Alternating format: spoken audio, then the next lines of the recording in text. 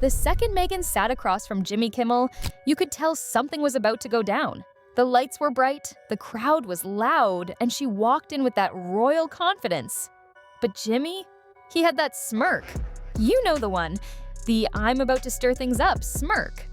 What started as small talk about her charity work turned into a full-blown verbal boxing match. And by the end, Meghan wasn't smiling anymore.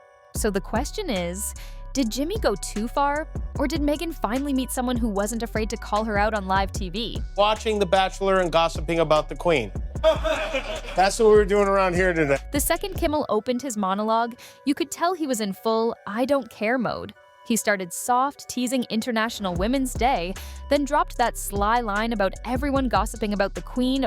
Boom, the crowd was hooked.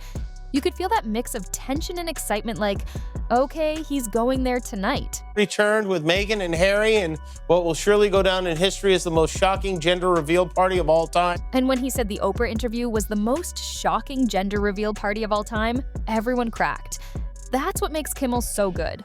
He takes a global scandal and turns it into a punchline that sounds like something your friend would text in the group chat. The whole setup was genius. Honestly, I had no interest in watching this. Like, none. No. And my wife put it on. I was like, wait, rewind that. What did he say? Prince Charles is an ass. The best part was how he pretended he didn't even want to watch the interview. My wife put it on, and I was like, wait, rewind that, what did he say? Bro, that's exactly how half the world watched it. He made himself the audience, just reacting to the chaos like the rest of us. Marrying a prince is like a fairy tale. Turns out it's not. Meghan Markle said that when she joined the royal family, they took away her passport, driver's license, and keys. Welcome to the royal family. Please remove your belt and get ready for a cavity, sir. When he joked about Meghan joining the royal family and having to hand over her passport and driver's license, please remove your belt and prepare for a cavity search. The studio lost it. It was the perfect mix of absurd and true.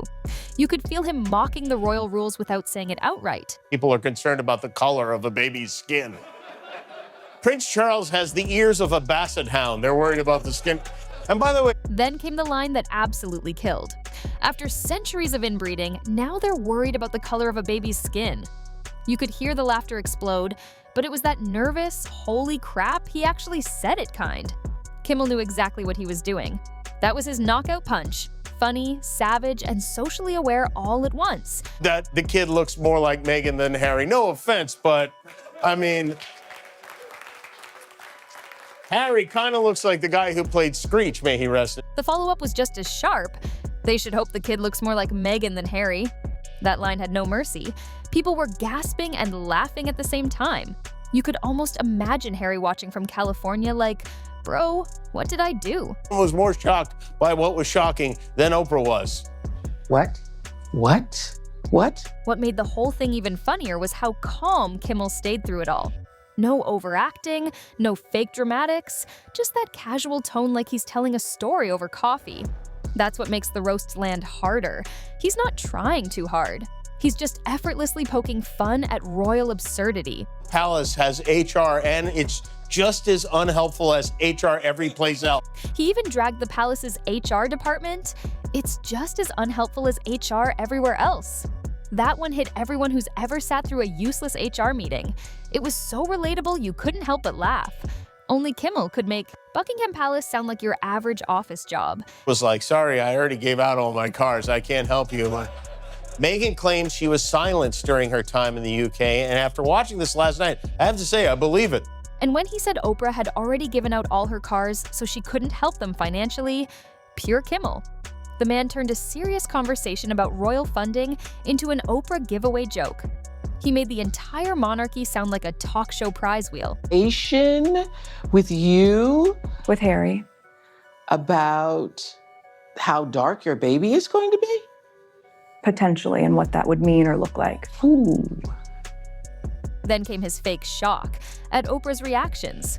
All those what? Wait a minute, moments. Kimmel reenacting Oprah's facial expressions might have been the funniest part. It was like he was roasting the whole production, not just Meghan and Harry. If they came to America to get away from racism, it's like trying to get some peace and quiet at Chuck E. The "if they came to America to get away from racism" bit was another classic. That's Kimmel's secret weapon, pointing out irony without sounding preachy. It's funny because it's true, and that truth burns a little. He knows exactly where the uncomfortable laugh lives. Have you watched some of it? I've watched some of it. All right, nobody watches some of The Crown. Once you start The Crown, you finish. He even took a jab at The Crown, saying nobody just watches some of it. That one flew under the radar but hit perfectly. It's like he was saying, "Come on, Harry.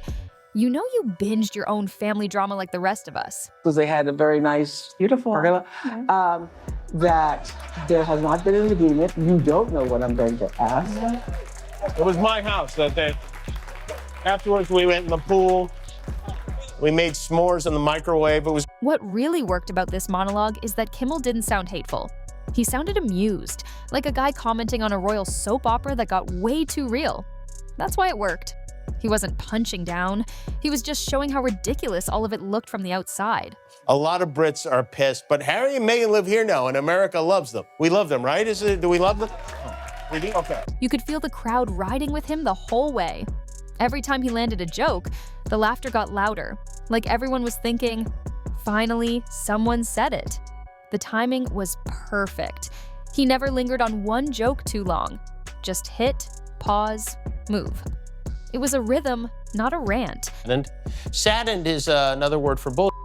And to learn the full extent of how challenging the last few years have been for Harry and Meghan. Oh, they just found out. By the end, it wasn't even about Meghan or Harry anymore. It was about the spectacle of it all. The royal drama, the interviews, the headlines, all of it turned into comedy fuel. And Kimmel, with that sly grin, turned one of the world's most serious celebrity sagas into a late-night masterclass. You walked away laughing, but also kinda impressed, because somehow, between all the jokes, he said what everyone was thinking. So, what are your thoughts on this? Let us know in the comments below.